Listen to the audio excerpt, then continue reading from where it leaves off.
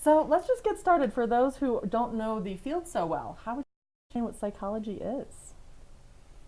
I mean, if you ask any psychologist, they're going to explain a little bit differently, Yeah, right? exactly. But the broad strokes of it would be, it's just a study of humans, right? Like our minds, our behavior, how we can predict behavior, and that kind of thing. Want to add something to Yeah, that? I always say when I'm in a room like this, I just hope the ceiling won't fall in, but I'm not that interested in how they put the joist there. I don't even know if joist is the right word.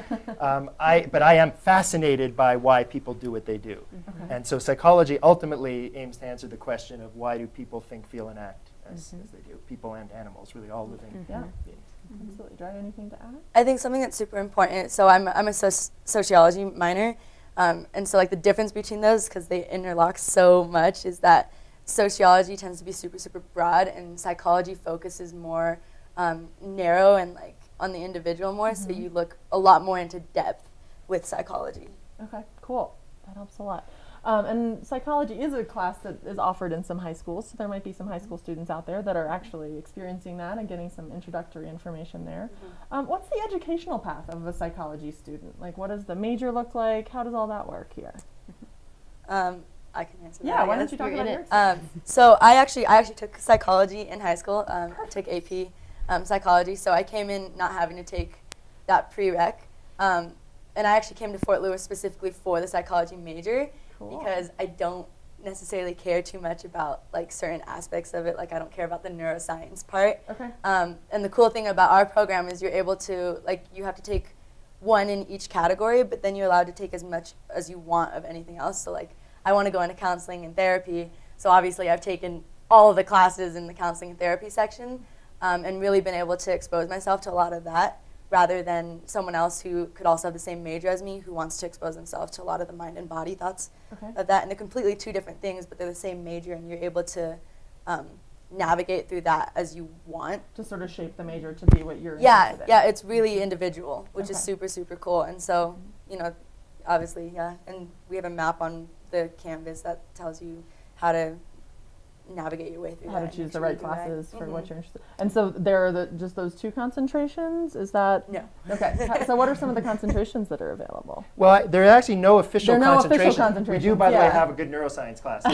you like that. But, Even if Dre doesn't want to yes, take it. even if Sorry. she, but essentially the goal is that students get their foundations Yeah. done. They take statistics and research methods, and they get their foundations, and then they take courses from different breadth areas, different areas within psychology, and then they can specialize. Okay. And they get the choice. They can specialize in anything they want. So you can maybe talk about some of the different buckets and what people can specialize in. Yeah. So there's the mind and brain bucket where it's more like physiological psychology and neuroscience and animal behavior and different things like that. And there's like a social and community bucket where it's got like social psychology and like our service learning classes fit under that one. And then there's like a clinical counseling bucket. And so it's like different things like that where you'll take one course from each concentration, I guess is the wrong term, but each specialty. And then once you've been exposed to all of it, you can kind of see where you want to narrow it down and like really dig in deeply to the different areas that you want. Cool. And are students required to choose sort of a specialty, or can No. they just No. take broad classes? They can if keep that's taking what broad they- classes. Yep. Okay,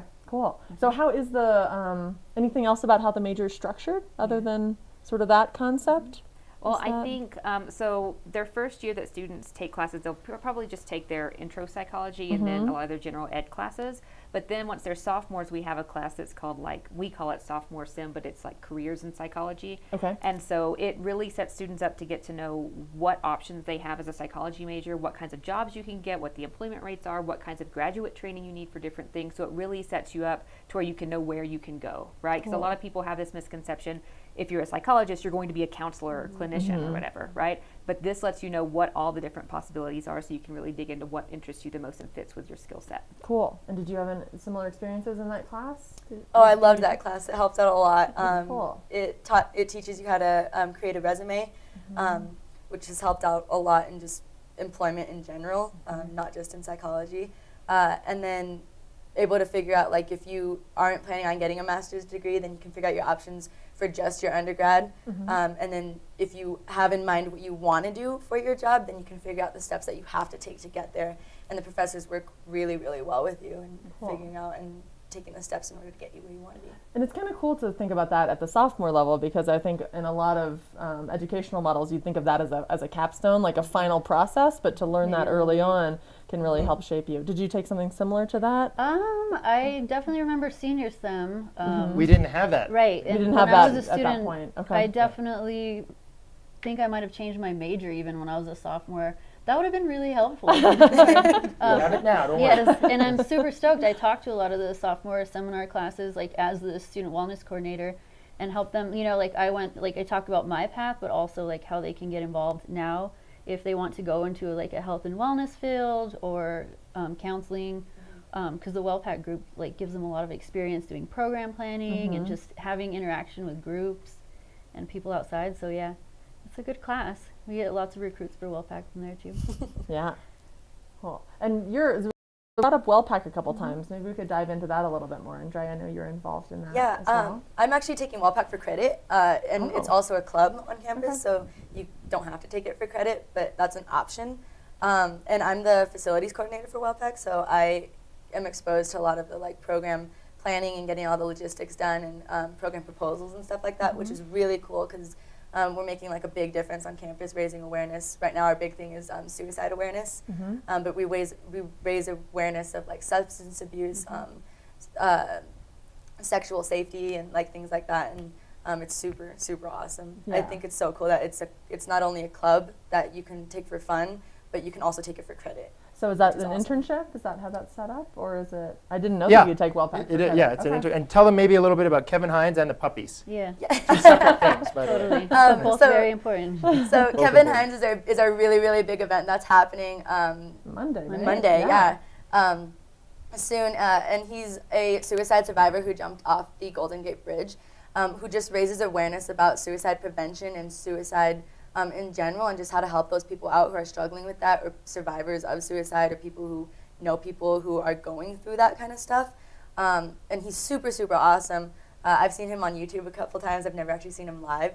But it's open not only to Fort Lewis, but it's also open to the public.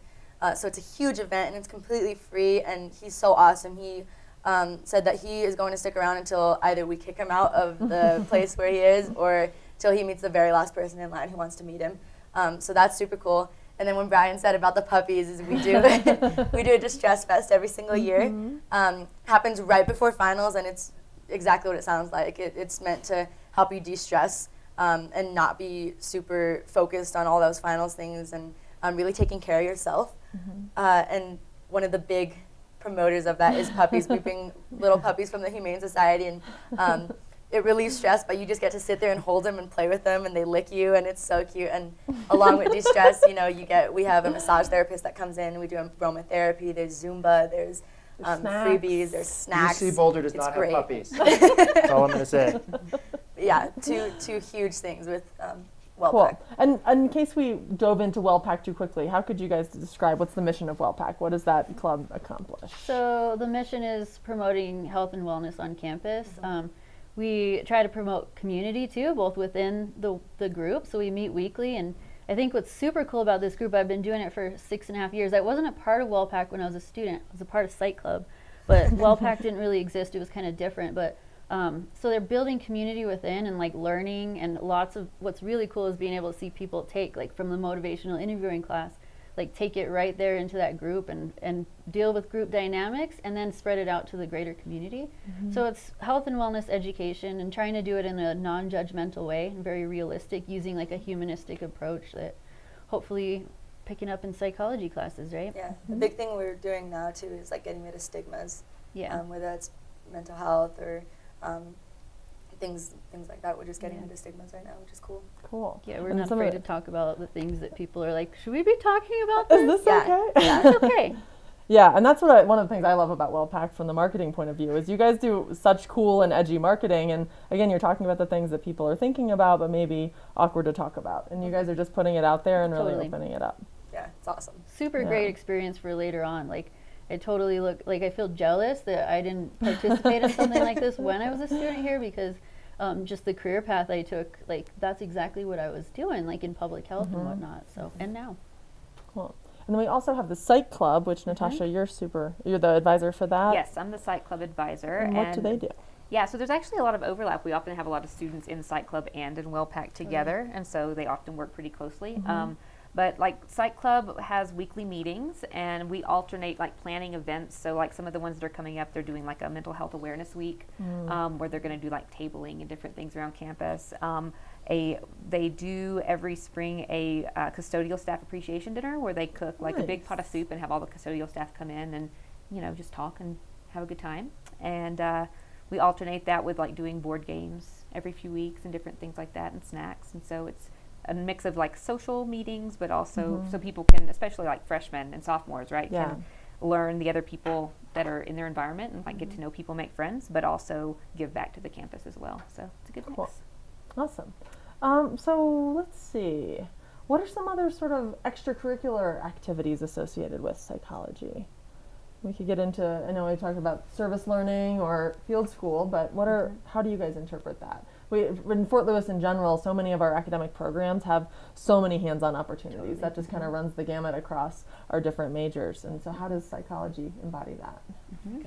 I think something that's so cool about psychology is because we do so many hands-on things in classes, and Kendra touched on it a little bit with how we're able to bring something like motivational interviewing to WellPAC or to other clubs that you're involved in. So I'm involved in like a few clubs, like I do social dance club and I do Rooted and things like that. And I'm able to use that motivational interviewing training that I've gotten through class with Brian, or I've been able to use like do it training that I've done with WellPAC in other aspects of my life that aren't like psychology. Right, it sort of permeates everything. Yeah, and that's so cool. And also just in your everyday life in general too, learning so much about like mental health and how psychology plays into your role as a human and in life, and just like educating your peers and your friends and your family and stuff, and really just changing them in a way that's just, it's just so cool. Like psychology's everywhere. It is, yeah, absolutely. So you can't really draw that line of this is where psychology ends. Yeah, and but this is where the rest because of my we're life super is. hands-on, you're able to use it everywhere So give me an you example go. of something you do in a class that's hands-on.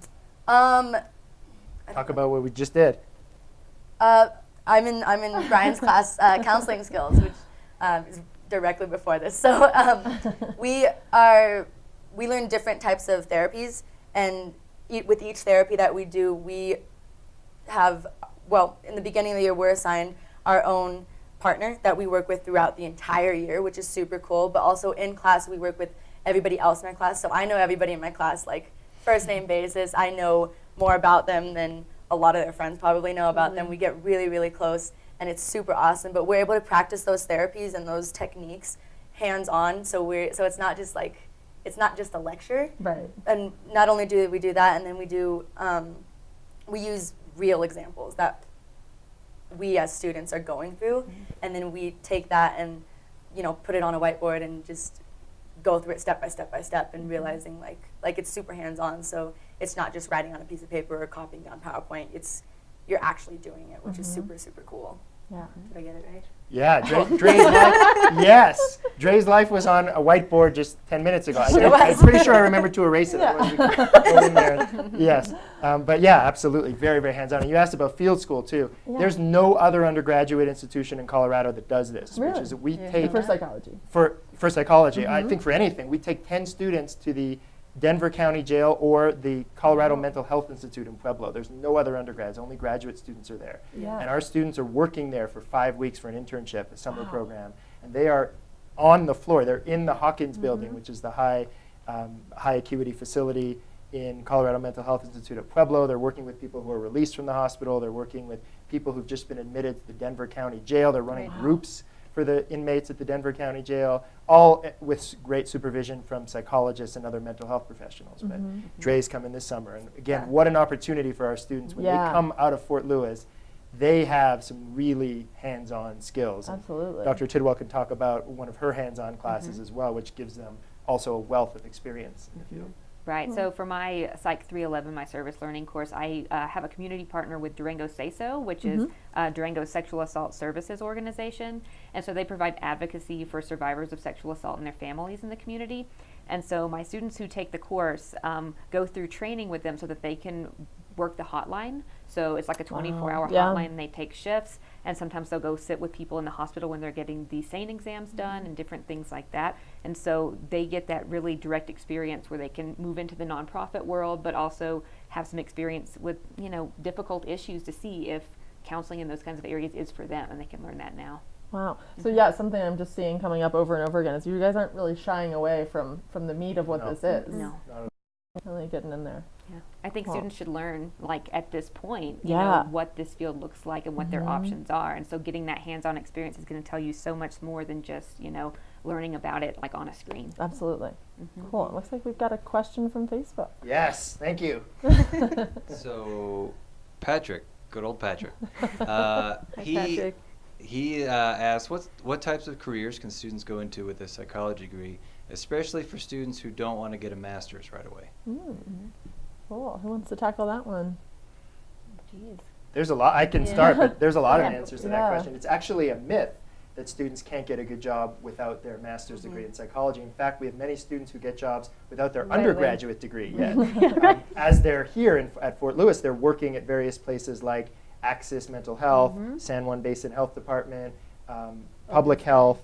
They're working at the Family Center. They're working in youth services. Some of them are working in the prisons, probation, parole. The head of probation for the Durango area is a former psych student who did not get his master's degree. He went here, he got a psych degree, and he worked his way up in the probation department. So we have people in the community and police work in so many different settings who have done psychology. That's one of the people who runs one of the major animal shelters here is a former graduate of Fort Lewis College and uses her psych degree to train animals. And so there's so many different things that you can do. Someone from the Herald, our local newspaper, asked me a few years ago when the recession hit, what percentage of your students are getting employed in psychology? And my answer was very clear, it's 100. Yeah.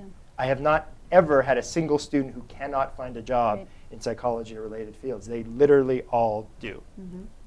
I think the psychology program does a really, really good job of giving us opportunities to be able to get employed directly after school or get an internship after school or even over the summer. Brian, I'm in a lot of Brian's classes.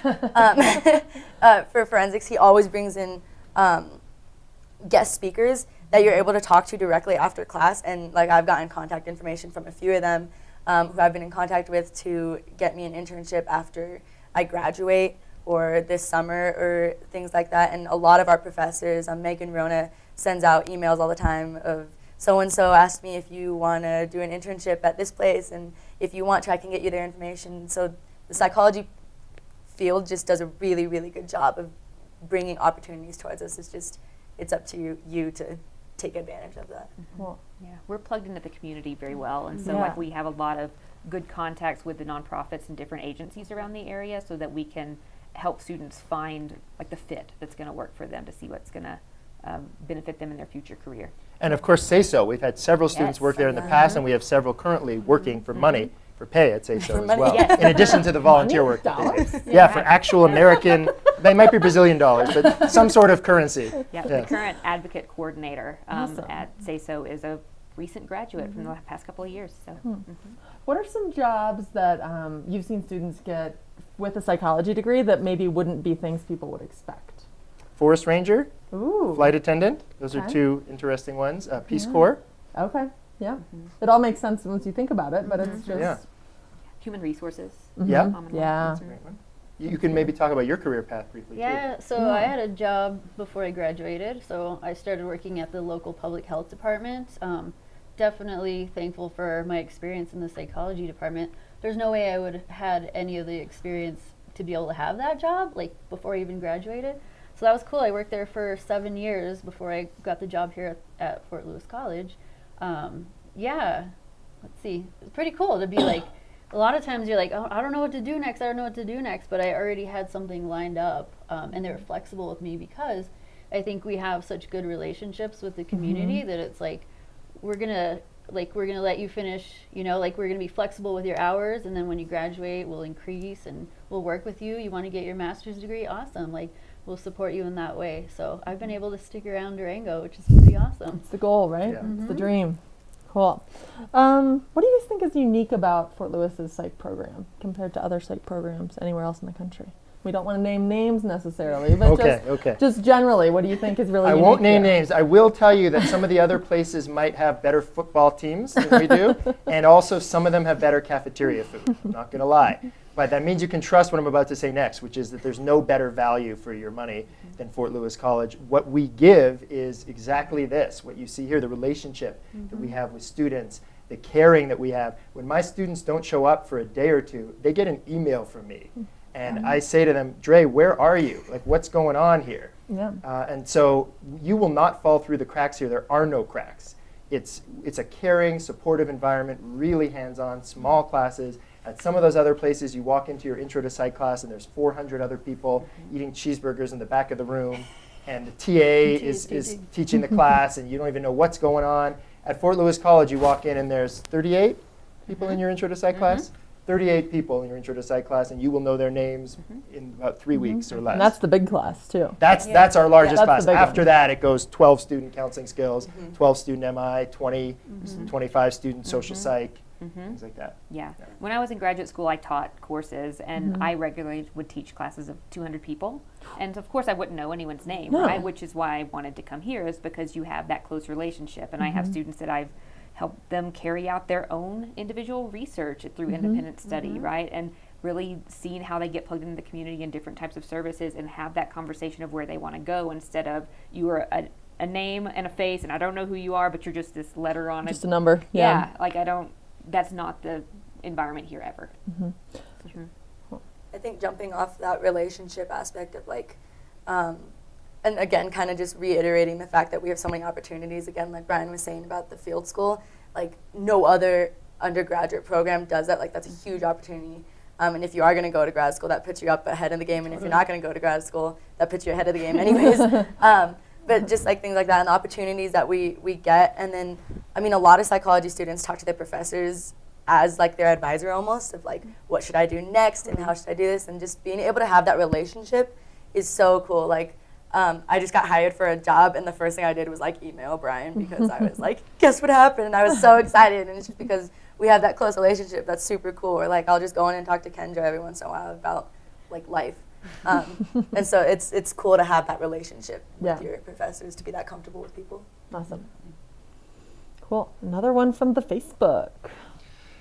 Could you talk about some of the things that our psychology department and psychology students do with other students on campus, either through getting them through difficult times, or what kind of work does the psychology department do with the students on campus right now? Sort of in terms of outreach and Yeah, so I think WellPAC is a piece of that, and you could talk more about that, but certainly my motivational interviewing class, which is another one of our service learning classes, where our students get trained in motivational interviewing, and then they spend most of the semester, once they're trained up, they get the opportunity to have students referred directly to them. And Brian, So- we've talked about MI and motivational interviewing. That's Yeah. come up 6 times. You want me to so say far. more of what Can it you is? Can you help people understand what that is? Motivational interviewing is an evidence-based counseling style, essentially. It's a client-centered CBT blend that was created by Bill Miller at UNM in Albuquerque about almost 30 years ago now, and the research is getting hotter and hotter and hotter, where MI is the catchphrase, motivational interviewing. Professionals, mental health professionals, teachers, advisors, even police officers, probation officers are starting to use this, because essentially what it is it's a style of talking to people to not tell them what to do, but to guide them in making good decisions. So instead of saying to someone, you're an alcoholic, you need to change your drinking, the MI approach would be more to ask, what are some of the pros and cons you've noticed when you drink? Tell me about where you're at with that now. Where are you in that decision process? And how can I help support you? And what would you need if you were to make a change? So it's much more based on questions and really good listening than it is advising and telling someone what to do. So it's widely effective for a wide variety of human change processes, essentially. And here we use it where students in the dorms get referred to us. If they're drinking or smoking marijuana, they get referred to one of our students. And again, the student's not there to say, stop smoking pot. It's legal in Colorado. Not on campus, though. But, 21 plus. but they have a conversation with you about your use and try and get you to think about it. And you get to decide what, if anything, you want to do about it. And we get the same when students are failing or really struggling in their early classes. They also get referred to us, and we'll again have a conversation with them saying, well, where are you at with these classes and how are you doing and what do you need, if anything, to do differently? So it's really consciousness raising and awareness raising for the client. And so we serve the campus that way. We get a lot of referrals from housing, which Kendra manages and works very closely with the RAs and RDs. Yeah. It's beneficial for everyone involved. That's what's cool about this program, because there's students who are in motivational interviewing who have this opportunity to do this, like they get to have like a counseling type relationship without it being, they're not a therapist, but they're peer, like it's peer to peer, so it's so powerful. It's like people love it. I think a lot of times they come in and they're like, I'm mad because they got in trouble, and like, who are you? You're an authority figure. And it's like, no, I'm your peer, and I'm here to ask you a lot of open-ended questions about what's going on in your life. And people consistently rate it high and like talk to their residence hall directors about how, hey, you know what, that was actually a really good experience. And so it's beneficial for the person who's coming in. It's beneficial for the students who are gaining that experience. It's beneficial for us. It's a pretty cool program for sure. One of our assignments in that class is actually to go into the community and tell people about MI. So like I did my project when I was in that class with the tutors on campus and did like a super tiny small training about what MI is and how they can use that when you're tutoring somebody. A lot of WellPAC gets trained in MI just to talk to people. We use it when we're doing alcohol and marijuana screening. And it's just a quick, what's cool about MI is you can use it in like an hour gap, or you can use it in like a 5-minute gap, which is so cool. But yeah, that's one of our assignments is we go out into and you would talk to clubs or tutors or someone went to the La Plata Youth Services, I think, too, which is in the community. So yeah, that's cool. Like we don't only, not just on campus, but like off campus too. We have that opportunity to use that as an assignment. Awesome. So you're getting these skills in class and just putting them into use right away. Yeah, I think it's cool that Brian makes us teach it because when you can teach it, that means you know it. Yeah, for sure. And you, Natasha, you mentioned research really briefly too, which I know is a big part. And again, something that we emphasize at Fort Lewis is just undergraduate research is something that's available to people not at the graduate level. Can you talk more about how that works for psych majors? Yeah, so each of our psych majors will take their capstone class that they'll take as a senior that's called our senior seminar. And the way that it's set up is we have it taught by, each professor will teach it within their own specialty, right? And it's a class of like 10 students, so it's lots of hands-on experience, lots of direct contact with the professor. And basically you make a proposal on what you're interested in researching, and you make a proposal, you run the study, collect the data, analyze the data, then present it at a big poster session on campus, and sometimes even at our regional psychology conference. And so, and often our students do, right? We often have, 4, 5, 6, 7 students go to that and present their own work, which if you want to go to grad school for research or counseling, that looks amazing. You've already done your own research. Can you give me some examples of some cool research topics students have done? Yeah, so let's see, I'm teaching this class for the first time this semester here. I have a student who's looking at attachment styles and with their animals, like how people attach to their animals and things like that. That's a good one. Yeah. What else? What have people done? I have a student who actually just published her work in writing, which again looks really good, and she's presenting at a Rocky Mountain Psych in Denver in April. And her research is on, I teach a theory called terror management theory, which is how we react to unconscious death anxiety. And this student basically primed people with death or not. The experimental group was primed with death, the others were not, and then had them choose which of several foods to eat. And the ones who were primed with death went for sweeter foods. So the notion there is that sweetness and binging on candy and ice cream and all those things help somehow manage our death anxiety. Yeah, that's really interesting. And by the way, you probably know this already, but the NESE data, the National Survey of Student Engagement, which compares us to all other colleges, found that Fort Lewis as a whole is way, way up. We kick other colleges' butts, I won't mention any names, by the amount of students who do research here. Yeah, absolutely. It's way above any other of our just peers. because it's a focus. And what I like about it is it's applies to STEM majors, and it applies to sort of soft sciences, and it applies to humanities. I mean, we've got students doing research across the board. And history and philosophy, sure. Which is cool. And have you started doing research yet? Or are you thinking about it? I think so. I'm a junior, so I take senior sem next semester. Okay. But a prereq to any 400 level class is Psych 301, which is research methods. Okay. And so you get a lot of really, really good tools there, and they show you exactly what APA style is, how you should do it, what your good way is, how you personalize it and make it your own. And like your professor just does a really good job making sure you're not confused and you understand it fully. And it's so awesome to be able to go in with that understanding. I was really scared to take that class because I took AP Stats in high school, so I didn't take it my freshman year or my sophomore year. So going into 301, it was like refreshing all your stats, but it was, she made it so, my professor made it so easy to understand that I'm so comfortable going into my senior research. You feel for really next year. prepared to do formal Yeah, research they now. prepare you really well before, like you don't go in like a fish out of water. You just- so I think, we do a really good job preparing people for that. Cool. And Dre, can you talk to me a little bit about maybe some of your favorite classes that you've taken? Yeah, sure. I hate to mention that again. The theme of the conference. One of my favorite classes of all time. I loved it so much that it's only offered in the fall, but in the spring, I'm doing it as an independent study, which pretty much means you still get referred by housing. Students still get referred to you, and I just get to do it whenever I'm scheduled, which is super awesome. Like, it's a 1-credit independent study, and I just loved it so much that I'm able to continue that, which I think is so cool. I'm in a class called Compassion right now, which is also really cool. Not only is it cool, it teaches you like what compassion is and how to take care of yourself, and realizing that like self-compassion isn't bad according to the stigma of Western culture, but you're also common ground facilitator. Like, you get, what is the term, licensed? You get Certified? You get certified to be a common ground facilitator. Can we pause right there and just so you can explain what common ground is? So that's something that is on our campus that is based off, I don't forget what the other program is based on. Code Red. Code Red. It's based off Code Red. And so it's not nationally recognized, but it's recognized, I guess, which is super cool. And I'm having a hard time explaining this, but do you want to? It's like diversity and bias education. So when you go through this training, you're really doing a lot of self-reflection and like figuring out where your values are, what you grew up with, your perceptions of everything around you, your culture, and other people's cultures. You dive deep for sure. It's offered across the campus for like on a week, like it's intensive. It's either a weekend or a weekly, but it's pretty cool that this class, Compassion, actually has it built in.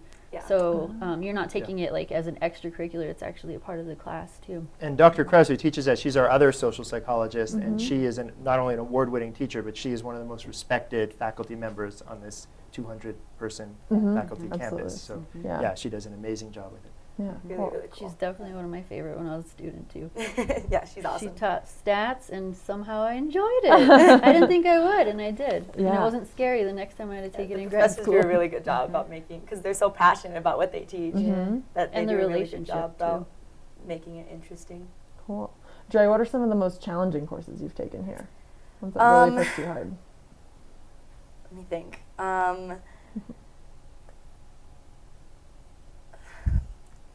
In psychology, I don't know, I enjoy all of my psychology classes. It doesn't mean you didn't enjoy it, just things that pushed you to do it. Maybe you learned something new about yourself, or that was... Counseling skills is terrifying for me sometimes. Okay, and I love counseling skills, but the fact is that because it's so hands-on, I counsel one of my peers, which also means my peer counsels me, which it's super awesome because you find out so much about yourself. But like, I've cried so many times in that class, and like, I've not wanted to come to that class because I'm like, oh my gosh, we're doing CBT today, and I don't want to do it, and I don't want to talk about my feelings in front of everybody.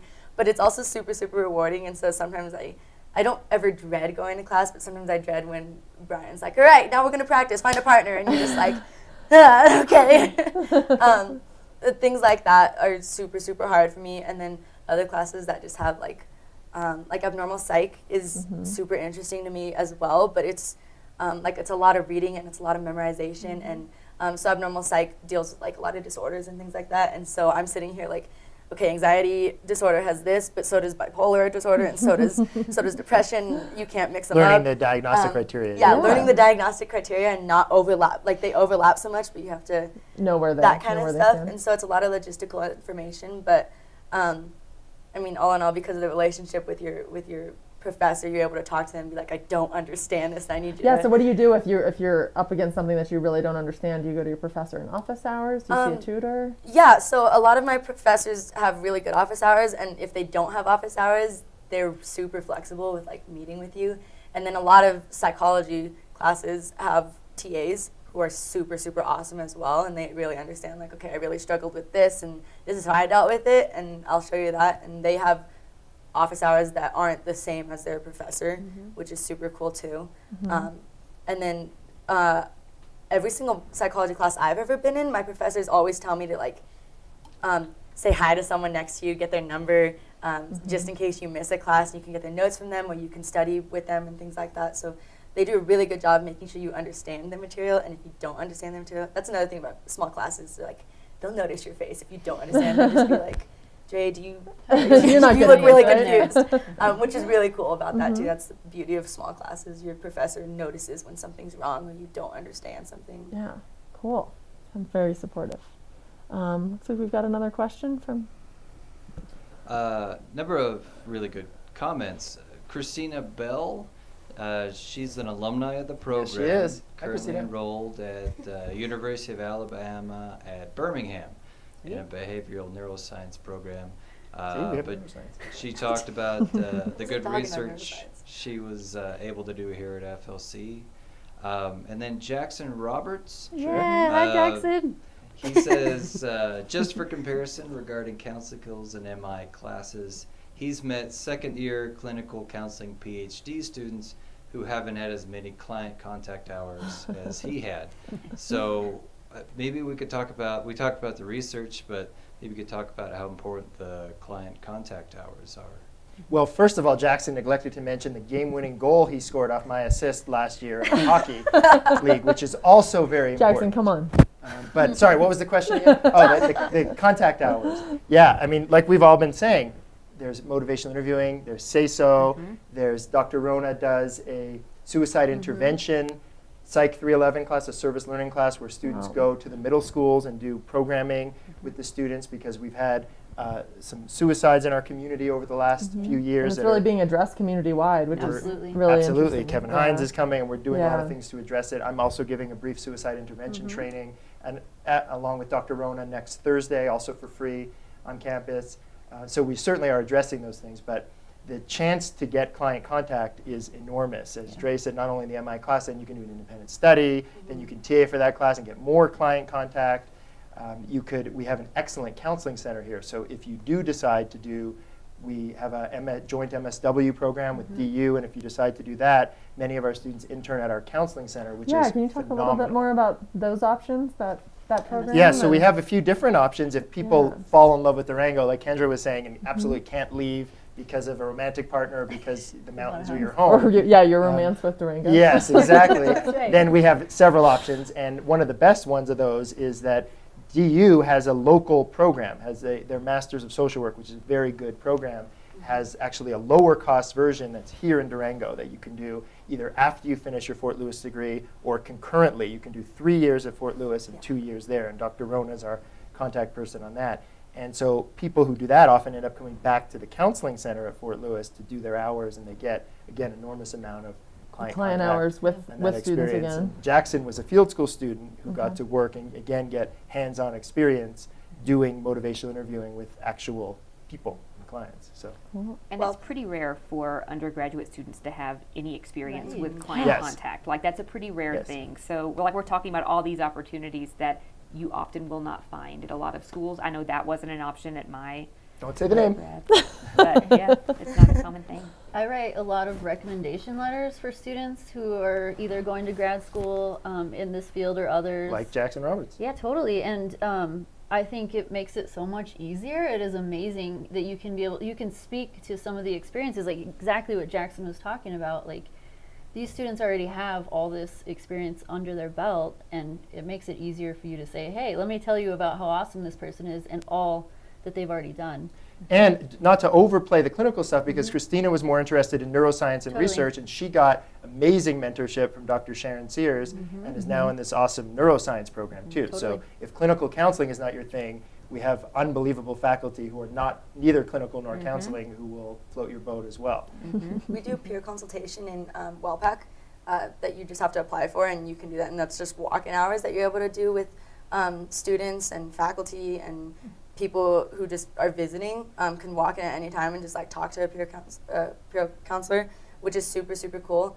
And like again, I said I did MI as an independent study, and sometimes like I have had a client once a week this entire semester that sometimes you get to the point where you have to like go onto the scheduling and block out something because you're just like I need a break kind of thing. And so that's super cool that I have that option, like have a client or a peer of mine that I'm able to talk to once a week and have that exposure. That to the point where sometimes I'm like I'm having too many, I need a break, which is super, super cool as well. Yeah. It's like too much chocolate ice cream. Exactly. Yeah. It's not really that bad. Yes. Awesome. Let's see. I'm trying to think. What else do you guys have to talk about? Oh, well, never mind. We've got a question. All right. Well, a question, and I guess this could be for anybody, but maybe Kendra and Dre in particular. If you were doing it all over again, if you were a high school student coming into Fort Lewis, thinking about studying psychology, are there things you wish you knew before you got here that you would want to pass on to a high school student considering psychology at Fort Lewis? I definitely, and of course I'm biased because I'm the advisor, but WellPAC, or maybe not just WellPAC, but like getting involved in some sort of like student organization where you can get that experience. So yes, there's courses, there's so many different classes that will give you that hands-on experience, but also like the co-curricular activities, like I wish I would have gotten more involved in that earlier on. I've always been an introvert, and I think I was like, whoa, I don't know, I'm not sure what to do here. But like the Leadership Center in the Student Union, there's so many different registered student organizations that you can get involved in. I think that if I was doing it over again, I would have started earlier. I would have found a community in that way and some practice. Again, like Psych Club, I think I started like way too late though. I remember graduating and being like, dang, why didn't I start this earlier? This is such a cool community. Yeah. My advice is like if you're still in high school, like as a junior or a senior, so I took a lot of AP classes, and I think exposing yourself to that kind of stuff super early is awesome, and it also kind of puts you ahead of the game.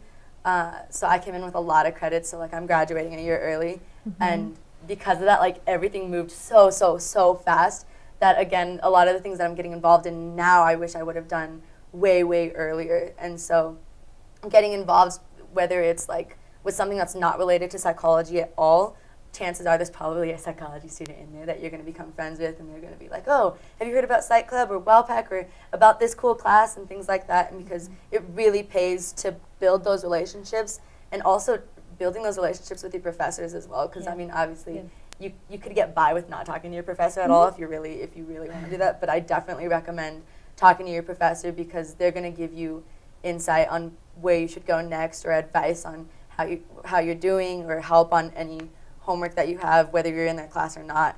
But yeah, just getting involved in general, like you don't necessarily, if you're a psych major, you don't have to be in psychology club, but just getting involved to find out about those, because like there's a lot of prerequisites for like the field school, and if you find out that your fall semester of senior year, chances are you might not get all those prereqs. So just finding, like, talking to people a lot and getting to know all of those cool things, because like I have one more year left, and I have certain things that I have to finish in order to graduate that I can't take a lot of the classes that I wish I would have taken because I just didn't know about them till now. Okay.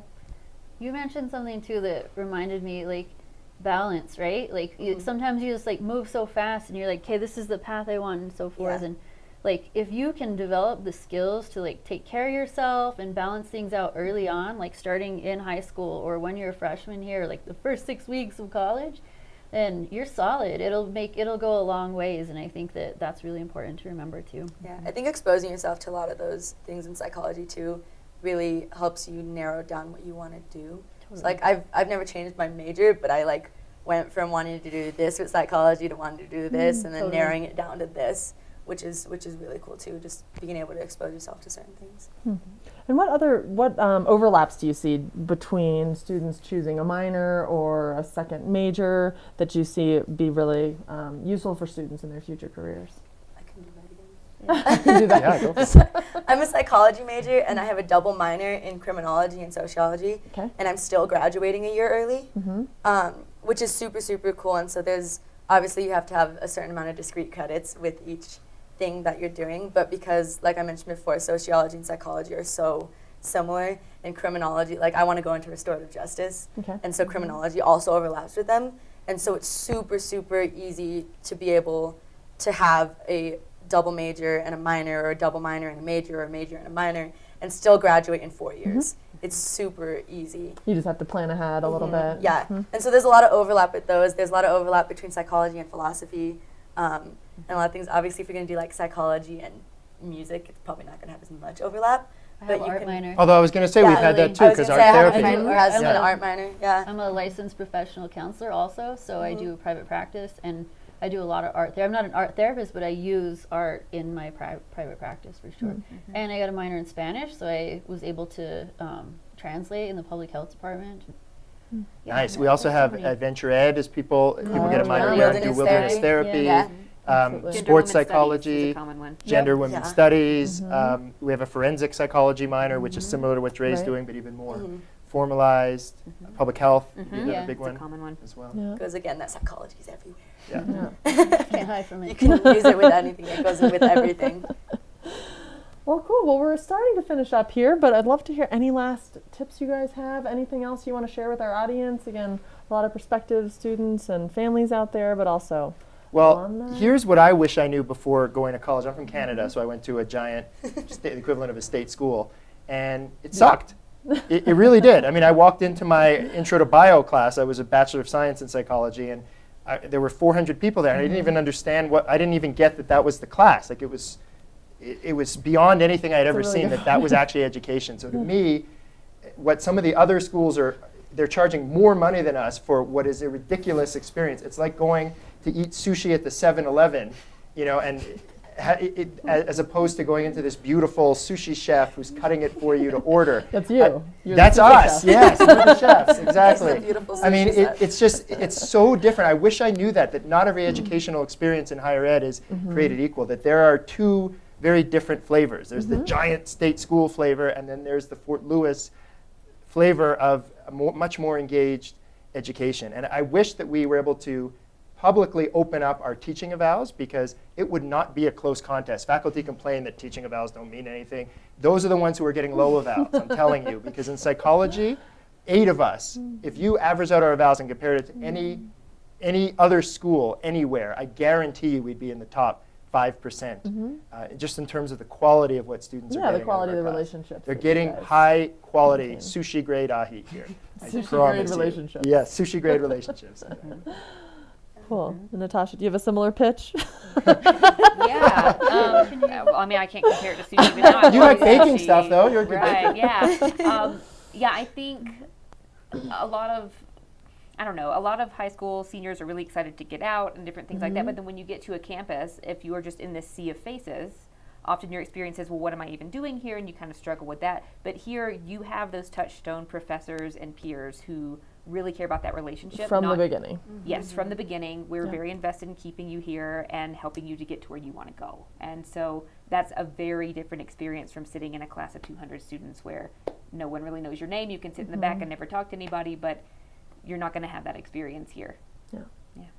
And what if somebody out there has questions specifically to the program? What should they do? Who should they reach out to? They can email any of us. Any of us. Usually Dr. Krause, our chair, would be the point person, but any of us are happy to respond, to meet with students. If you come here, either on an official visit in Fridays at the Fort or not, we're always happy to meet with you. We've all met. I met with a prospective basketball player earlier last month. And so, I mean, we're always happy to meet with people and talk with them and Skype with them and email. Cool. And fortlewis.edu/psychology is your website, I believe. And then all of your information for all the different professors are on there. So if you're out there, you think you might be interested in a certain topic or a certain concentration, feel free to reach out to a professor, and they would love to hear from you Definitely. and answer any of your questions. Cool. And Dre, thank you so much for offering all of your honesty and all of your experiences. That really makes a difference for us. And Kendra, thanks for being here as an alumna. No problem. Thanks for having me. Cool. Well, thank you guys so much all together.